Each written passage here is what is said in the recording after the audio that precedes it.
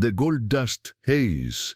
Johannesburg in 1913 was a city forged from ambition and desperation, a sprawling, chaotic metropolis that had sprung from the arid veld less than 3 decades prior. Its very existence was predicated on gold, the glittering promise that lay buried deep beneath the dusty high-veld plains. The air itself seemed to hum with the ceaseless rhythm of the mines, the clang of picks, the rumble of rock carts, the distant muffled thud of underground explosions. Towering headgear structures, skeletal against the vast African sky, dotted the horizon like metallic titans, each a monument to the endless extraction. It was a city of stark contrasts, and ornate buildings lined Commissioner Street, testament to the fortunes amassed by a privileged few, while on the outskirts, sprawling shanty towns, known colloquially as locations, housed the legions of black laborers who fueled the industry. These were men drawn from across southern Africa, Basotho, Zulu, Swazi, Shangaan, in insignificant numbers. Xhosa, like the woman who would one day be glimpsed, then vanished from the historical record. They came by the thousands, driven by the grinding poverty of their rural homes and the recruiters' promises of wages, however meagre, that could not be earned elsewhere. Life in the mines was brutal. Days were spent in the suffocating heat and perpetual gloom of the underground shafts, chipping away at the reef, breathing air thick with silica dust. Accidents were frequent, disease rampant. Silicosis, the miners' lung, was an insidious killer, silently claiming men long after they had returned to their villages, a cruel echo of the riches they had helped extract. Above ground, conditions were hardly better. The mine compounds were overcrowded, rudimentary barracks, devoid of comfort or dignity.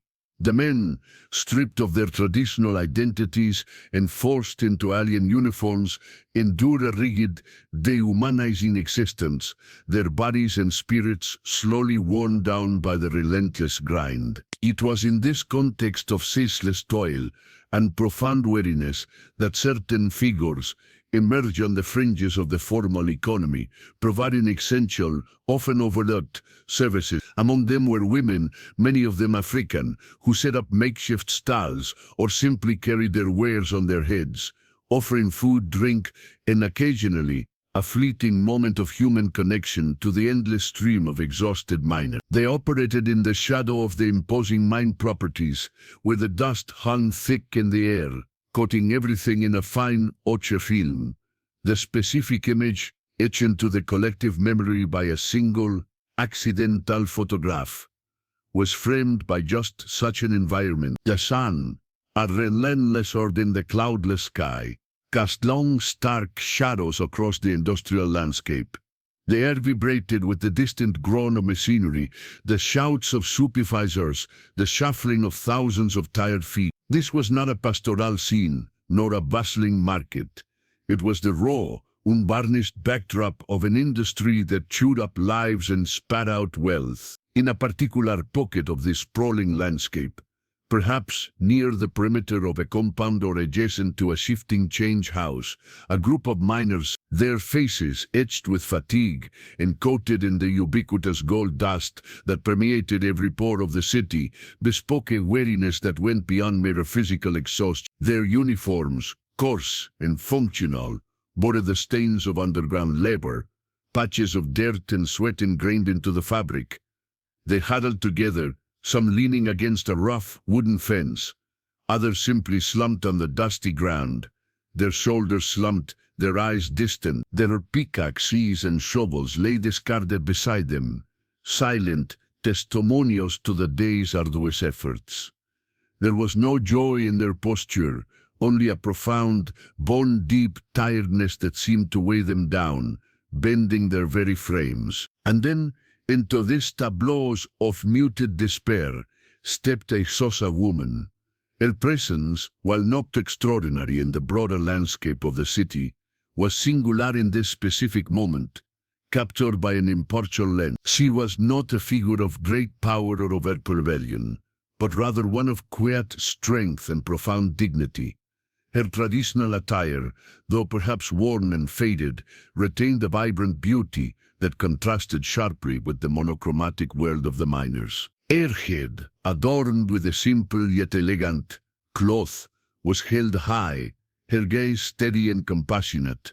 In her hands she carried what appeared to be a large, enameled basin covered with a clean cloth. The aroma of maize meal porridge, perhaps enriched with beans or a scattering of vegetables, wafted gently through the air, a humble but infinitely comforting scent.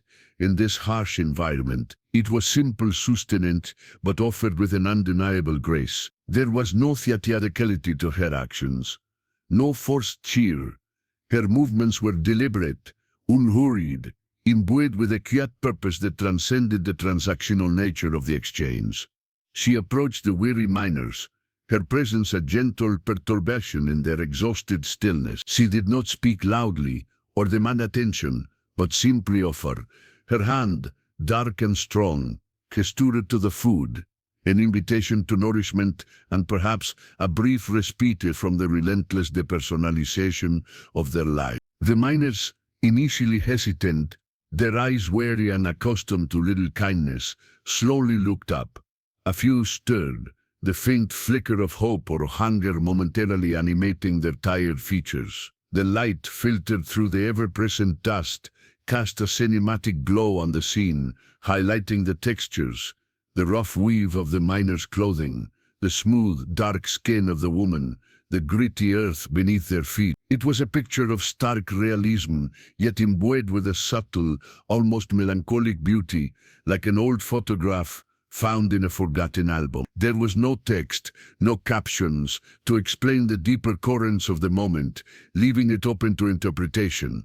A silent testament to a brief, poignant human interaction in the heart of an industrial empire. This single, quiet act of feeding, simply yet profound, encapsulated a complex web of existence, the struggle, the dignity and the fleeting connections forged in the crucible of a burgeoning brutal city.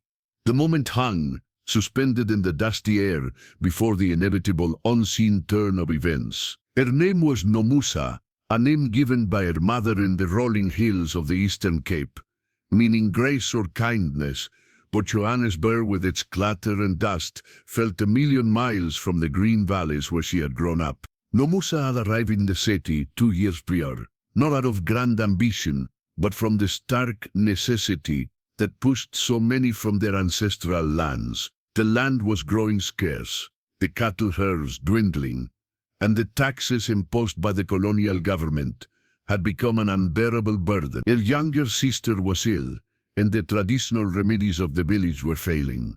News of the Agoli, the city of gold, and its promise of wages, however, meagre, had filtered back to her kraal, a desperate beacon in the encroaching darkness. She had traveled by Volkswagen, then by train, a journey that had stripped away the last vestiges of her rural innocence.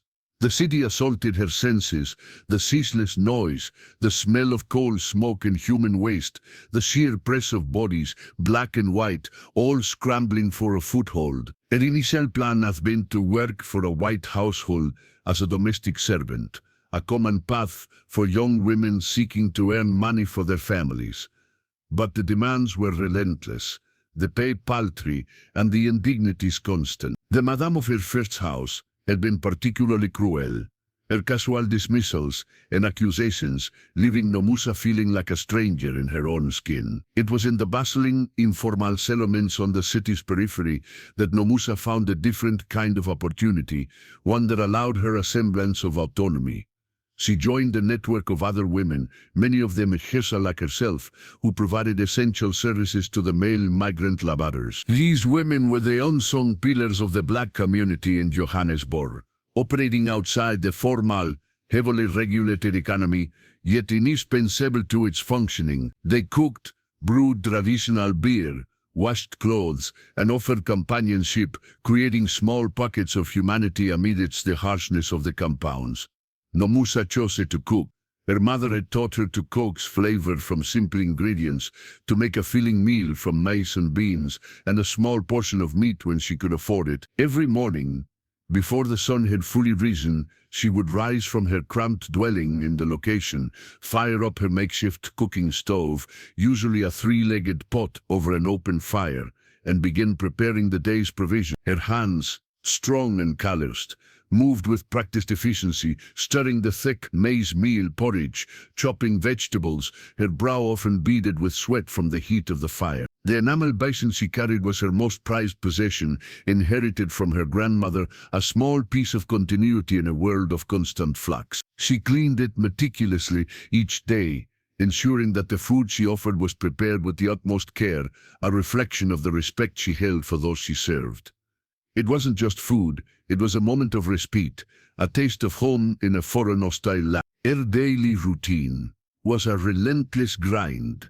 Once the food was cooked, still warm and fragrant, she would balance the heavy basin on her head, a skill perfected since childhood, and begin her trek towards the mine compounds. The dash was her constant companion, kicked up by thousands of feet, by horse-drawn carts and early motor vehicles, settling on her clothes, in her hair, coating her skin. But she walked with a steady, dignified gait, her gaze unwavering, observing the ebb and flow of the city around her. She had the usual spot, strategic locations near the compound gates or change houses where miners emerged after their shifts, hungry and exhausted. Her customers were a revolving cast of faces, men from different tribes, speaking different languages, all united by their shared ordeal. They were often wary at first, their faces hardened by suspicion and despair. But Nomusa's calm demeanor and the comforting aroma of her food often broke through their guarded exteriors. There was one miner, however, whom Nomusa always noticed. His name was Jabulani, a Zulu man whose broad shoulders and quiet strength belied a profound sadness in his eyes. He wasn't one of the boisterous ones, nor one of the perpetually angry. He simply moved through the world with a heavy grace, his weariness almost palpable. Nomusa had observed him for weeks, always among the group she fed, always taking his portion with a quiet nod, a flicker of gratitude in his tired gaze. She never exchanged many words with him. Communication was often a mix of broken English, a few shared Zulu or Xhosa phrases and gestures. But there was an unspoken understanding between them, a recognition of shared struggle and quiet resilience. She saw the dust ingrained in his skin, the haunted look in his eyes, and knew intimately the cost of his labor. In turn, recognized the dignity in her kid's service, the care she put into her simple offering. One day, as she ladled out his portion of porridge, Jabulani looked up, his voice a low rumble. "Mama," he said, using a term of respect and affection. "This tastes like home." Siaze Nomusa smiled, a rare soft curve with her southern lips that transformed her dignified features. "It is made with home in mind, my son," she replied, her Xhosa inflected. It was a small exchange, but it resonated deeply. It confirmed her purpose, that her small daily acts transcended mere commerce. She was not just feeding bodies, she was nourishing spirits, providing a brief vital connection to the humanity that the mines sought to strip away. This daily ritual, repeated hundreds of times, reinforced her quiet resolve. She was a single, a strong root, clinging to the dusty earth of Johannesburg, providing sustenance and dignity in a world determined to deny both. I want to know how far this message is reaching. Comment below and tell me which city or country you're watching from. Jabulani, like countless others, carried well with the wit warrior's rand on his broad shoulders. He had left his ancestral lands in Zululand 2 years prior, a journey driven by the same economic desperation that had brought Nomusa to Egoli. The land was dry, the cattle diseased, and his younger sister's lobola could not be paid with empty hands. He had promised his family, especially his aging mother, that he would return, not empty-handed, but with enough money to restore their homestead, to plant new crops, to live a life free from the gnawing hunger. But Johannesburg was not the promised land. It was a monstrous, insatiable maw, swallowing men whole and spitting out their broken bodies and spirits. Jabulani worked deep within the crown mines, in tunnels so narrow and hot that the air shimmered with the heat of the rock. His shift began before dawn, a hurried march from the cramped, unventilated barracks of the compound, through the gates and into the bowels of the earth. The descent in the cage was always chilling, a plummet into the unknown, leaving behind the faint hope of the morning sun. Underground, the world was a cacophony of sound, and a perpetual gloom. The rhythmic clang of pickaxes against rock, the shouts of the white boys echoing in the confined spaces, the rumble of rock carts, and the steady drip of water from the tunnel roofs. Dust was everywhere, a thin, insidious powder that coated the lungs, a silent killer that would stalk them long after they left the mines. Jabulani had seen older men return from their contracts, coughing ceaselessly, their chests rattling with the telltale signs of silicosis. It was a terrifying prospect, a slow death that mocked the promise of riches. His days were a blur of back-breaking labor, drilling holes for dynamite, shoveling broken rock into wagons, pushing heavy ore carts through narrow passages. The heat was stifling, sweat pouring down his body in rivulets, mixing with the dust to form a gritty pest. Accidents were commonplace. A cave-in, a premature blast, a slip's pickaxe, each could mean instant death or a lifetime of crippling injury. Easin, friends maimed, their limbs crushed, their bodies twisted. There was little solace, little medical care, and even less sympathy from the mine authorities. Life in the compound was a different kind of imprisonment. Thousands of men, from dozens of different tribes, were crammed into communal dormitories, sleeping on concrete bunks. Privacy was non-existent. The food, supplied by the mine, was meager and bland, designed for sustenance, not nourishment. It often consisted of maize meal, occasionally supplemented by dried meat or vegetables, but always in insufficient quantities. The men lived under strict curfew, their lives monitored by compound managers and police, their movements outside the gates restricted by passes and the constant threat of arrest. Despite the harshness, a facile camaraderie existed among the miners. They shared the stories of home, sang songs of their villages, and spoke in hushed tones of their grievances against the mine owners and the boss boys. Jabulani found solace in these shared moments, in the quiet understanding that passed between men who faced the same daily peril. Yet, beneath the surface of this camaraderie, a quiet despair simmered. How long could they endure this?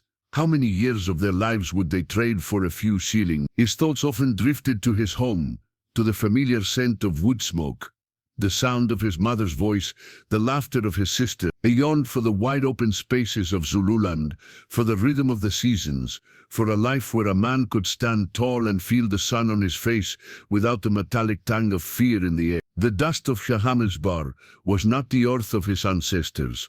It was the residue of extraction, of a life being slowly drained away. It was in these moments of profound longing and physical exhaustion that Nomusa's presence became a small but vital. Her food was more than just calories. It was a connection. The taste of her maize meal porridge, rich and subtly seasoned, was a stark contrast to the tasteless gruel served in the compound. It was a memory, a whisper of the cooking fires back home. And the dignity with which she offered it, the gentle compassion in her eyes, was a balm to his weary spirit. He often observed her from a distance, watching her move through the crowds of hungry men. She never rushed, never haggled aggressively like some other vendor. She simply offered, her presence a quiet defiance against the bureaucratization of the system. He noticed the way she held her head, the slight smile that touched her lips when a miner like him offered a genuine word of thanks. It was a small act, feeding weary men, but in the context of their lives, it was a profound one. Jabulani knew the risks these women took. The police often raided the informal settlements, cracking down on unregistered vendors, accusing them of being a nuisance or worse. The city authorities sought to control every aspect of black life, to confine them to compounds and formal labor, denying them any opportunity for independent enterprise. Yet, Nomusa persisted, quiete determination a testamento an unseen strength. As the weeks turned into months, a quiet understanding solidified between Jabulani and Nomusa. He would seek her out after his shift, sometimes waiting patiently in the dusty crowd for his turn. She, in turn, would often have his portion ready, a slight nod of recognition passing between them. There were no grand declarations, no promises, just the shared space of a moment. A Xhosa woman offering sustenance with dignity, and a Zulu miner receiving it with a quiet gratitude that ran deeper than words. This unspoken bond, forged at the brutal heart of the gold mines, was a fragile thread, but a vital one, weaving humanity into the harsh tapestry of their existence beneath the oppressive surface of Johannesburg. Chapter 4. The Unseen Threads. The formal structures of Johannesburg in 1913 were rigid and oppressive, designed to funnel black labor into the mines and keep them subservient. But beneath this veneer of control, a vibrant, if often clandestine network of informal communities thrived. It was within these unseen threads that Nomusa and Jabulani found their precarious footing, relying on unwritten rules of solidarity and mutual aid. The women, in particular, were masters of resilience, forging connections that bypassed the official channels. Nomusa's success as a food vendor wasn't just about the quality of her maize meal, it was about trust. In a city where deception and exploitation were rife, where a black man could be cheated of his wages or arrested on a whim, the reliability and honesty of vendors like Nomusa were invaluable. She earned her reputation not through advertising, but through consistency, through the quiet respect she extended to every miner, regardless of their tribe or their demeanor. She knew their struggles intimately, heard their whispered complaints, and saw the hidden wounds that went beyond the physical. Their interaction with Jabulani grew from a transactional exchange to a silent understanding. He began to share small, precious nuggets of information about the mines, a particularly dangerous section, a new foreman notorious for his cruelty, a looming threat of a strike. Nomusa, in turn, would share news from the broader African community, the latest police raids in the locations, whispers of new, oppressive laws being drafted in Pretoria, or the rare, joyous story of someone who had saved enough to return home. These were not overt conversations, but fragmented sentences exchanged over the ladla porridge, quick glances that conveyed volumes. These subtle exchanges were part of a larger informal intelligence network that kept the black community informed and somewhat prepared in a city designed to keep them disoriented and isolated. The women, moving freely though precariously between the compounds and the locations, acted as vital conduits of information, weaving together the disparate threads of the migrant community. They were the eyes and ears, the unofficial journalists of the disenfranchised. The industrial background of the early mines, with its towering headgear and smoke-belching chimneys, was not just a visual backdrop, it was a constant, grinding reality that shaped every aspect of their lives. The dust, the noise, the sheer scale of the operation created an environment that was both awe-inspiring in its engineering and utterly dehumanizing in its effect. Nomusa worked in the shadow of this immense machine, a human counterpoint to its metallic indifference. Her presence, offering a warm meal amidst the grit and the grime, was a small but potent act of resistance, a refusal to let the industrial monster completely swallow the human spirit. One afternoon, as the sun began its descent, casting long, dramatic shadows that lengthened the figures of the weary miners, a palpable tension hung in the air. Jabulani approached Nomusa, his face more drawn than usual, his eyes carrying a flicker of alarm. "The talk is strong today, Mama," he murmured, taking his portion. "There is anger in Compound 4. They say the wages, they are not as promised, and the new rules, they are too much." Nomusa nodded slowly, her gaze sweeping over the miners who had gathered around. She had heard similar whispers from other vendors that morning. The mine owners were known for their deceptive practices, altering contracts, imposing arbitrary fees and tightening controls. The miners, already pushed to their breaking point, were beginning to stir. "Be careful, Jabulani," Nomusa advised softly. "Anger is a fire. It burns, but it can also consume me." It met her gaze, a rare moment of direct eye contact. "But what is a man to do, Mama, when the fire is already in his belly?" Their conversation was cut short by the blaring of a whistle from the compound gates, signaling the end of the limited visiting hours for vendors. Nomusa quickly packed her remaining items, the sense of urgency in the air now almost tangible. She balanced her empty basin on her head, her mind racing. She knew that unrest in the compounds often led to swift, brutal crackdowns by the police and mine authorities. Informal traders, invisible and dependent, were often the first targets of such enforcement. The vintage phototexture of the scene was not merely aesthetic. It spoke to the precariousness of their existence, the ephemeral nature of their moments of connection.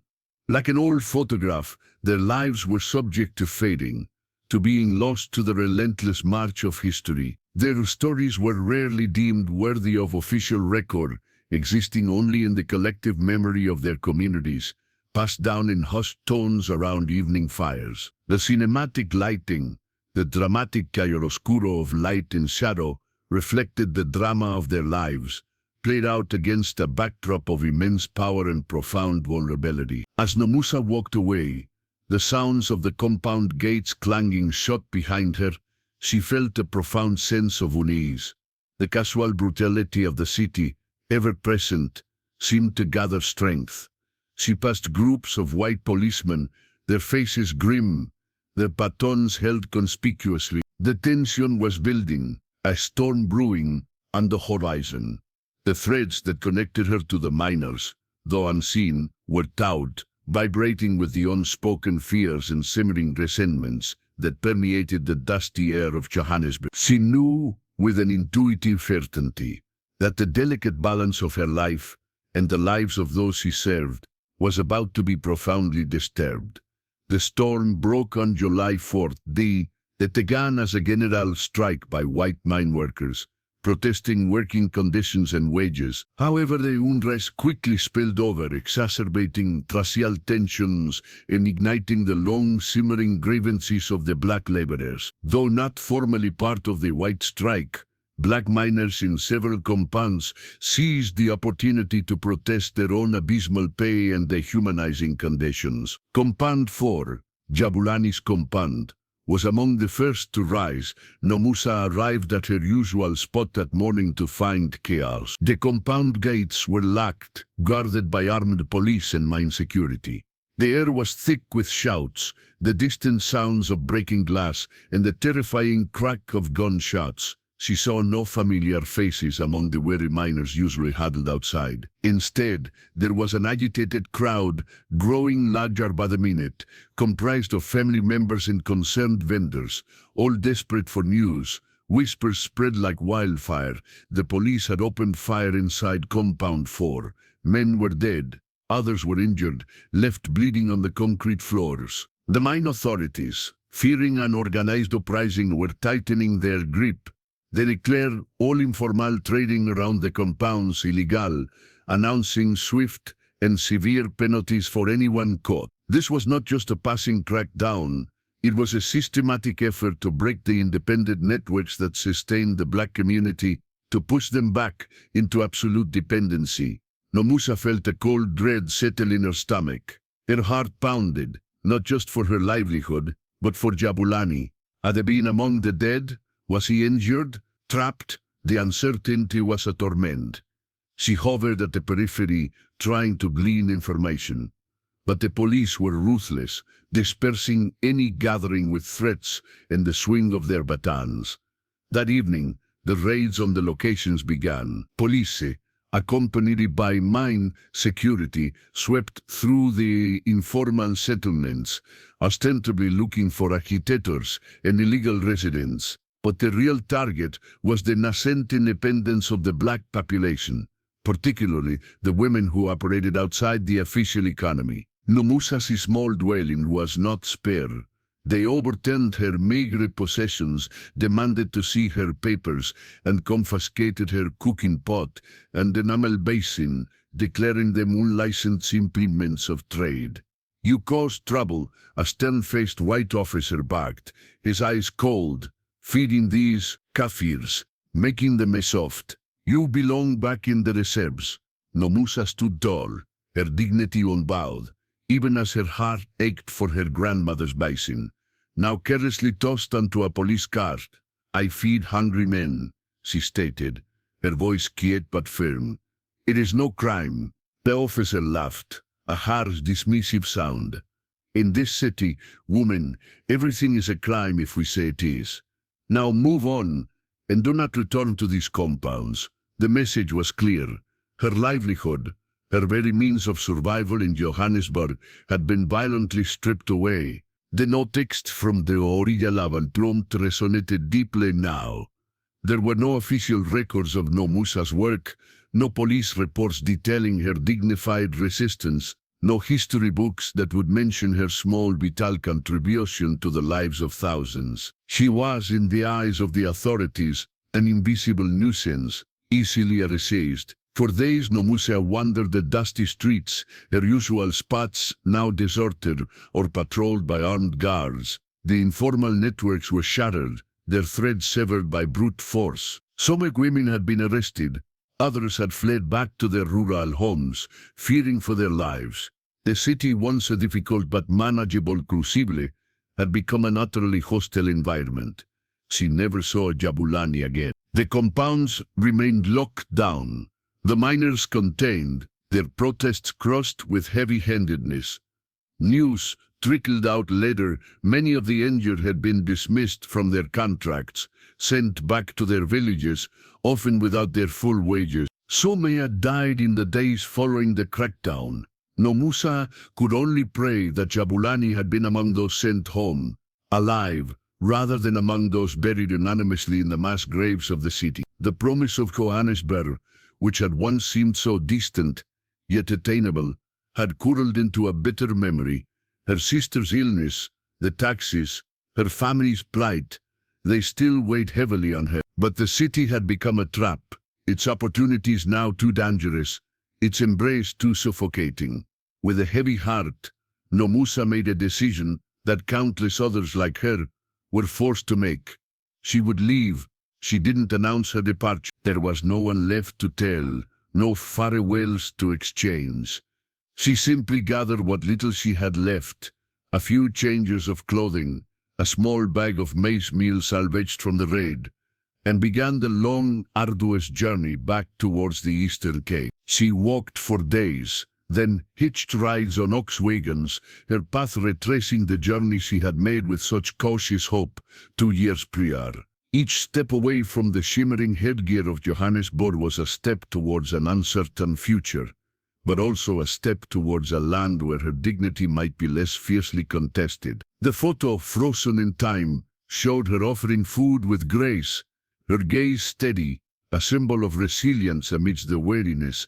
It did not capture the subsequent brutality, the shattering of lives, the forced disappearances that were commonplace for so many black South Africans in that era. It showed the quiet dignity of a moment, but not the violent currents that would sweep it. And her, away, Nomusa, the Xhosa woman who fed weary miners, was gone, not from the earth, perhaps, but from the burgeoning historical record of Johannesburg, absorbed back into the vast, unwritten history of those who struggled and endured, their stories told only in the echoes carried on the wind. Years passed. The gold mines of Johannesburg continued their insatiable extraction, expanding their reach, drawing in new waves of desperate laborers from across southern Africa. The city grew, scarred by the strikes of 1923 and 1922, its wealth accumulating for a few, its dust continuing to settle on the nameless many. The face of the mining industry remained largely unchanged, a brutal machinery driven by cheap, exploitable labor. Jabulani, against all odds, was one of the survivors, of the July 92 crackdown. He had been injured, a bullet grazing his arm during the police assault on Compound 4, but it was not life-threatening. Along with his hundred of others, deemed troublemakers or superfluous, was summarily dismissed from his contract and put on a train back to Zululand.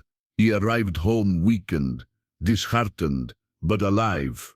He never forgot Nomusa. Her image, her quiet strength, and the taste of her maize meal porridge were etched into his memory. Back in his village, struggling to reclaim a life from the parched earth, he would sometimes speak of the mama and Egoli who had fed him when he felt most starved, not just of food, but of humanity. He knew nothing of her fate, if she had escaped the city's clutches or succumbed to its harsh realities. She was simply gone, a poignant absence in the tapestry of his brutal Johannesburg experience. The single, accidental photograph that captured Nomusa's quiet act of compassion would become an iconic, if anonymous, testament to a hidden history. It was a vintage image, its texture grainy, its edges softened by the passage of time. Yet its message remained stark. It spoke of a moment of connection, a flicker of dignity in a landscape of despair.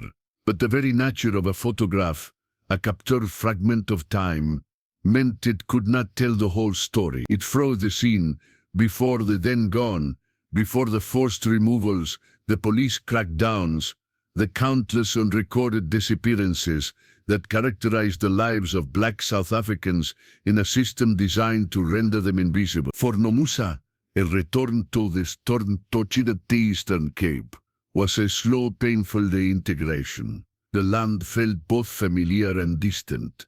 Her family welcomed her, but the city had changed her. The relentless grind of Johannesburg had left an indelible mark, a hard-won resilience mingled with a deep-seated weariness. She carried the dust of Egoli in her lungs and the memories of its harshness in her heart. She learned to farm again, to coax life from the soil, but her hands, once deft with a cooking ladle for hungry miners, now worked the earth with a different kind of purpose. She often wondered about the miners, particularly Jabulani. Had he made it home? Did he remember her? Did he still carry the dust of the mines in his eyes? These questions remained unanswered, part of the countless unspoken narratives of an era defined by forced migration and systemic oppression. The cinematic lighting and gritty texture in the original description were not merely visual aesthetics, they were the very fabric of their existence. The dramatic interplay of light and shadow reflected the stark choices and profound vulnerabilities that defined their lives. The grit was not just dust, it was the reality of poverty, the constant struggle for survival, the grinding daily toil that wore down body and soul. The phrase "no text" was perhaps the most profound part of the initial prompt. It highlighted the voicelessness of so many in that period. There were no grand declarations, no published memoirs, no formal historical records of Nomusa's existence, of her daily acts of quiet rebellion, of her profound dignity. Her story, like those of countless other African women and men who toiled and struggled in the shadows of the gold mines, remained largely unwritten, existing only in the fragmented memories of those who lived it. Yet, in that single, captured image, a silent truth endured. It was a testament to the enduring human spirit, to the small acts of kindness that transcended the brutal realities of exploitation. It was a reminder that even in the most dehumanizing environments, dignity could be found, offered, and received. Nomusa, the Xhosa Woman, had been a transient figure in the vast, unforgiving landscape of early Johannesburg, a flicker of humanity in a world consumed by gold. She had vanished from the frame, but her quiet legacy, the echo of her grace, the memory of her nourishing hands, linger in the dusty air, a timeless testament to the real cost of gold and the immeasurable value of a simple, dignified offering. Her story, though lost to the official record, lived on, whispered in the wind that swept across the veld, carried in the hearts of the weary miners she had fed, a vital, if unseen, thread in the vast tapestry of South Africa's history.